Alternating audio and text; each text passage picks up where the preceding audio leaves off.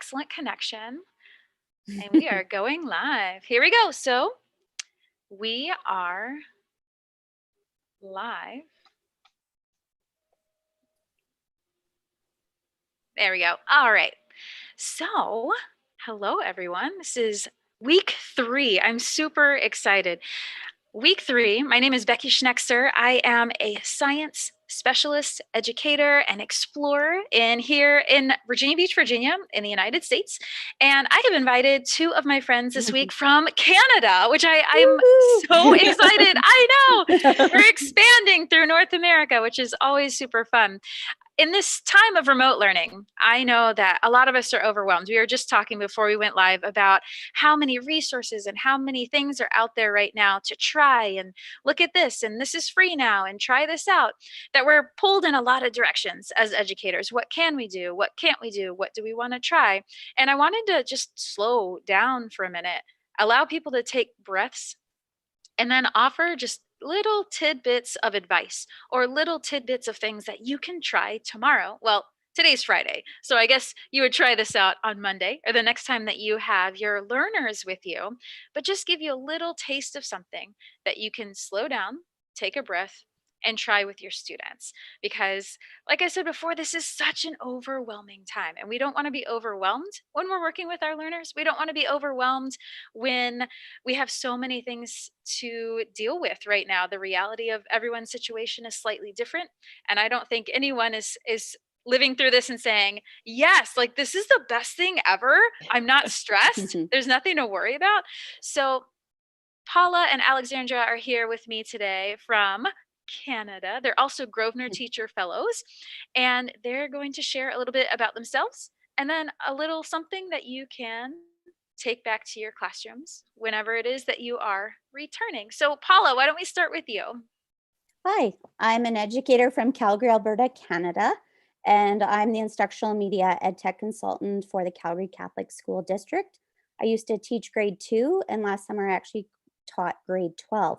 So I've been on the spectrum for teaching, and I quite love teaching. And now I get to use design thinking and other ways to inspire. Awesome. It's so exciting. Your role in education just it makes my wheels spin. It makes me super excited. So I'm excited to learn from you. And I know that on Twitter, I always see you posting things and I'm like, man, I got to talk to Paula today. She just posted something really cool. So thank you for being here. I'm so excited to hear from you. And we also have Alexandra.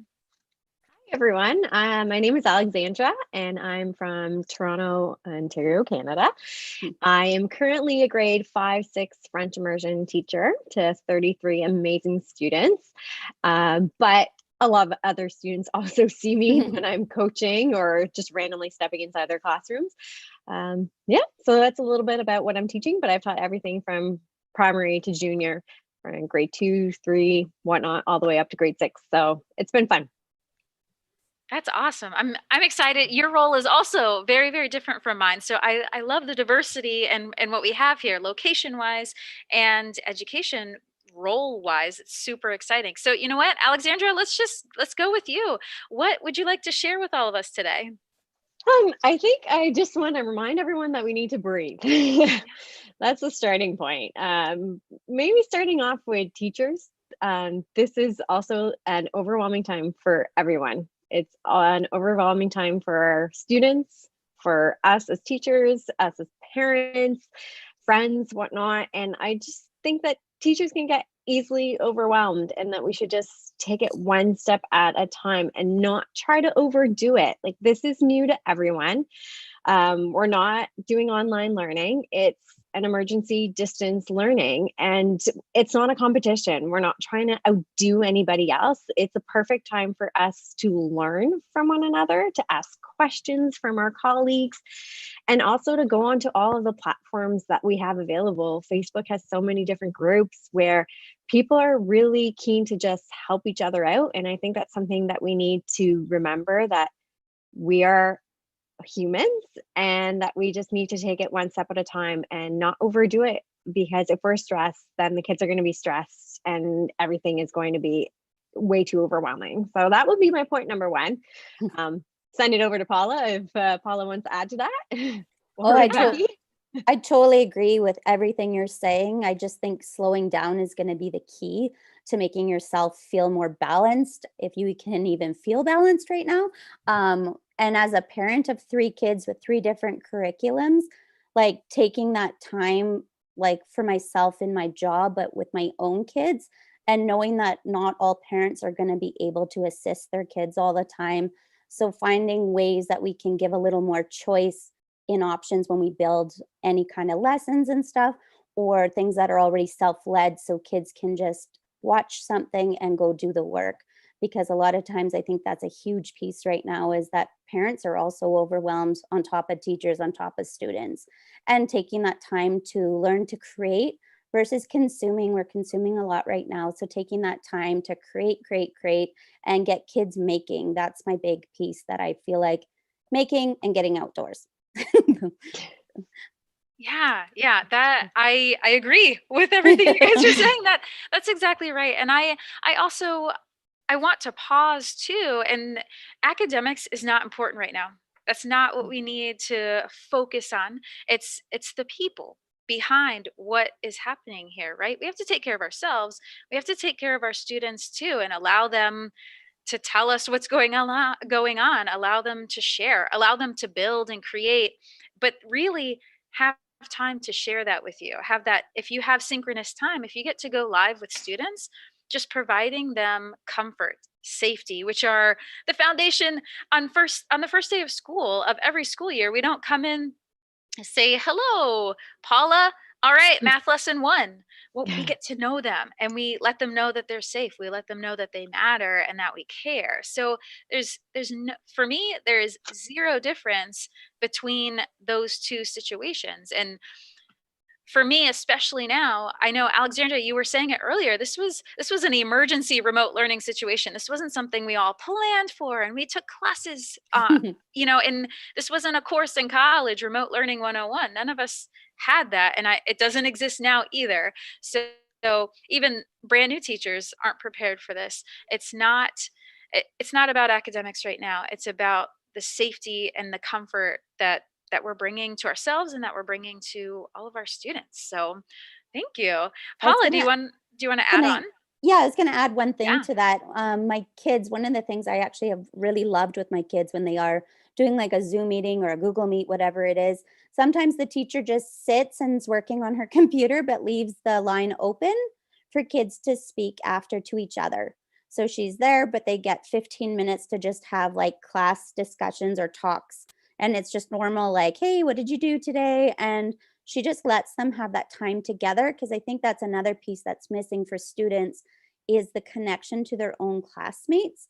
And we don't have everyone's phone number and we can't connect with every student. So it's that time for those students to get that chance to hear one another's voices again. And especially for the littles, like the littles don't have iPhones and they don't connect that same way. So I think that's an important piece that we need to remember, is that sometimes it's okay to give them that time afterwards to really discuss and just say hi to each other and be like, hey, what are you doing? And like show your Lego creation or whatever you've been doing, or baking or whatever. Yeah, that's exactly right. Alexandra, did you have more to share with us?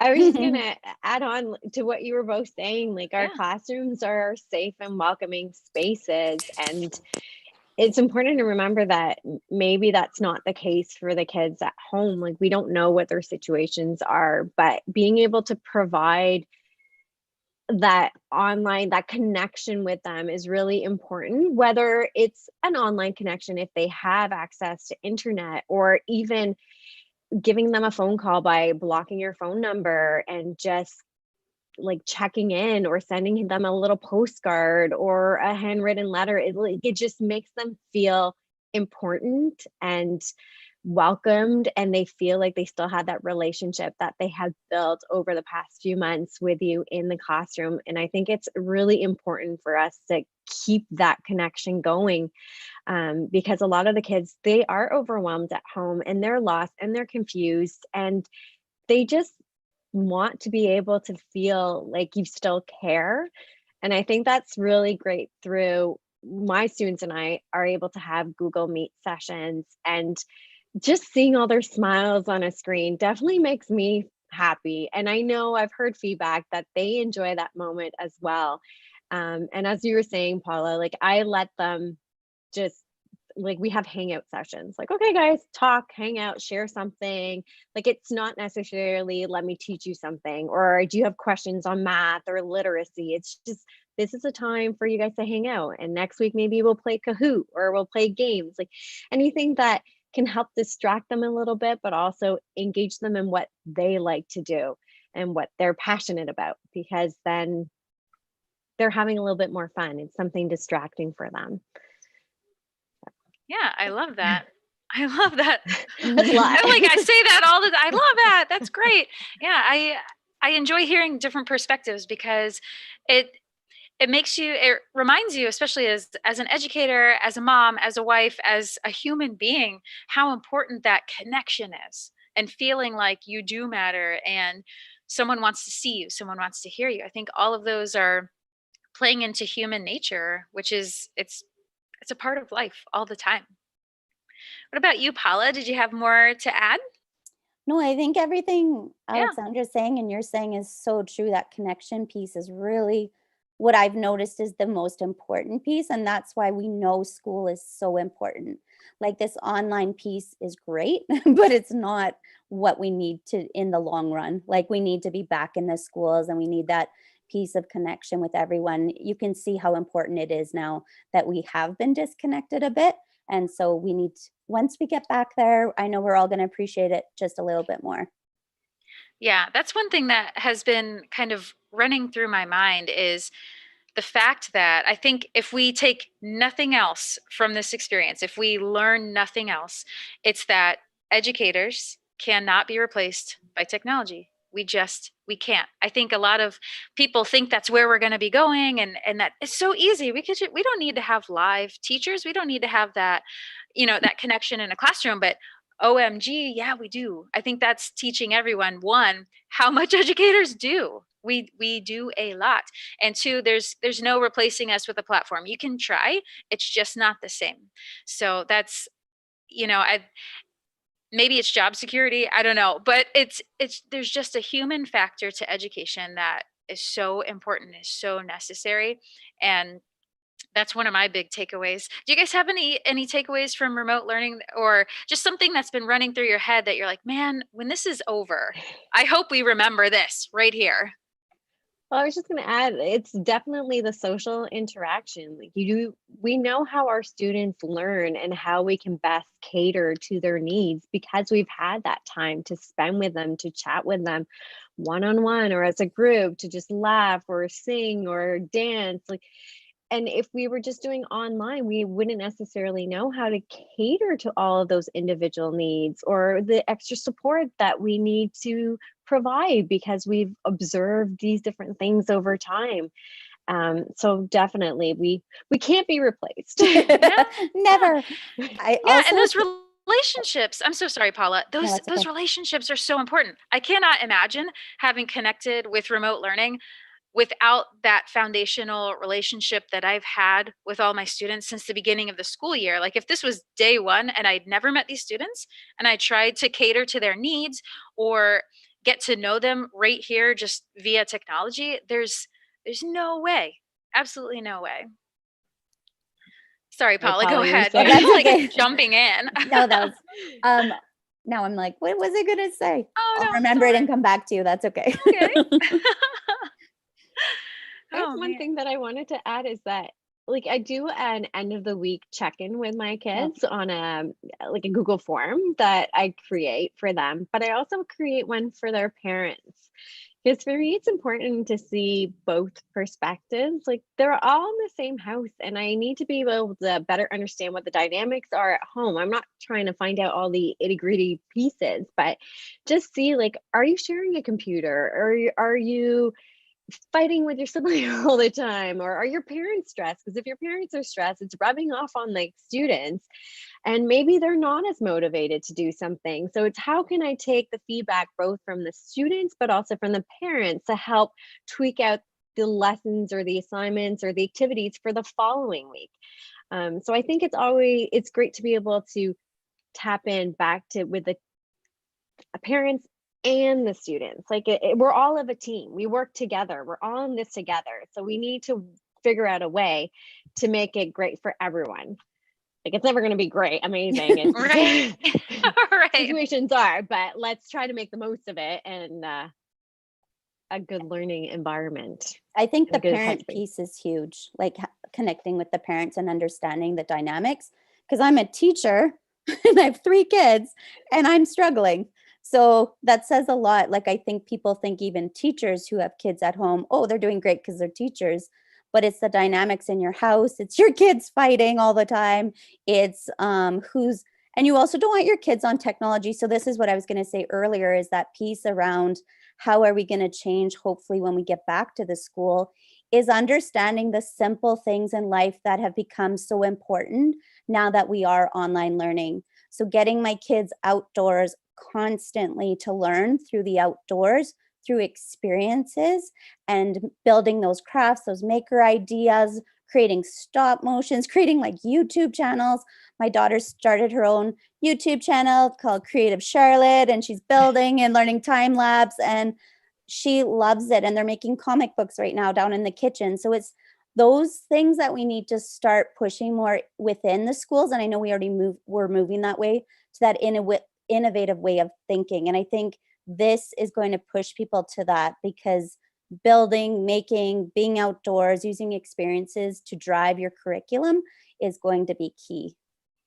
Yeah, that's very well articulated. Yeah, those are the things that when they're happening, and it's organic learning, right? That's the natural way that we learn. If we want to do something, we just figure it out. Or I see this tree outside of my window and squirrels like hanging down like ninjas, and I want to go learn about that. Or I just want to observe and watch them. And maybe I'm taking notes and maybe I'm sketching. And I too am hoping that we grab that, but we don't let it go in the Yeah. fall when we're back face to face. Like keep that. What are the things that we're seeing are so important right now, and hold on to them and keep that momentum going when we're back face to face. Like I just can't imagine how much stronger our educational facilities are going to be. Our educational strength is just going to be magnified. So I thank think it's you. Do you about guys have? perspective Yeah, too. yeah, Like hopefully they will have learned to better open their eyes and observe, and their ears, like their senses, like even as you were saying earlier, going up to that tree and touching the tree or feeling it. Like I had the kids smelling a tree, but we have to work with our senses just to be able to really grasp what's around them.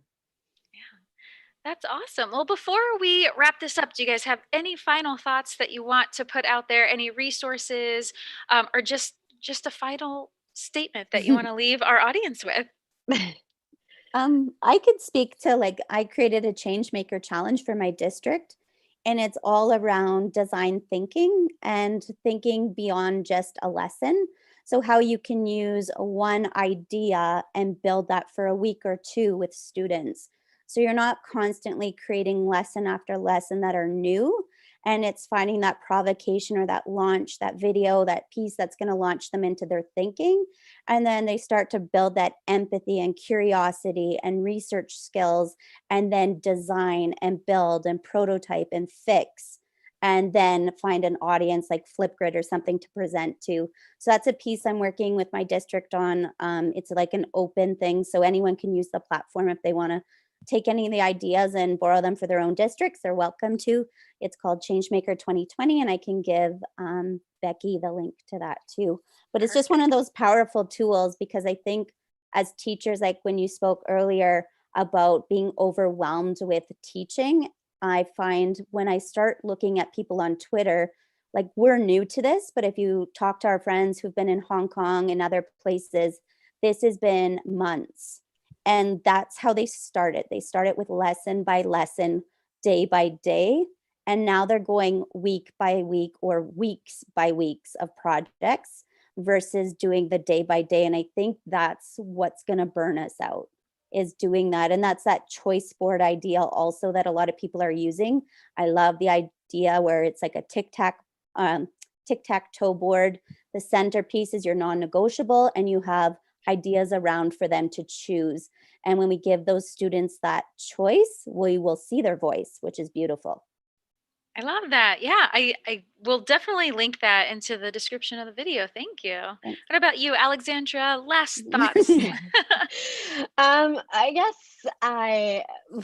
when during my March break, which is when we were all thinking about schools closing down and whatnot, I spent a lot of time going through all the online resources that were being kind of thrown at us. And it can be rather overwhelming as teachers, as parents, having all these resources and not knowing exactly what to go to or where to go. And I just started compiling them all into different sections for primary, for junior, and they're up on my class website. That the link is on my Twitter feed as well. But if people want ideas as to like what are math sites that I can use, and they're constantly things that I keep adding to based on other teachers' feedbacks or other recommendations. It's like a live document, but hopefully it can help some people out in terms of not being too overwhelmed by all these resources being thrown at them. It's like your wardrobe. You don't know what you have until you take everything out and then you go put everything back in.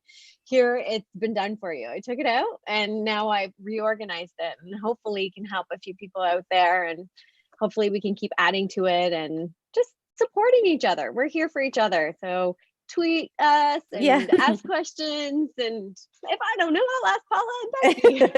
That's right. We'll put an all call on Twitter, and we'll get lots of answers for you. That's awesome. Well, thank you so much, ladies. I appreciate your wisdom. I appreciate your resources and your time for being here. I know we just talked about being overwhelmed, and then I just stole 30 minutes of your life. So, but I appreciate it, and I'm sure that people that are watching appreciate what you guys have to offer as well. So thank you so much for joining us today. Thank you so much, Becky. Thank you for organizing this. It's always great. Canada.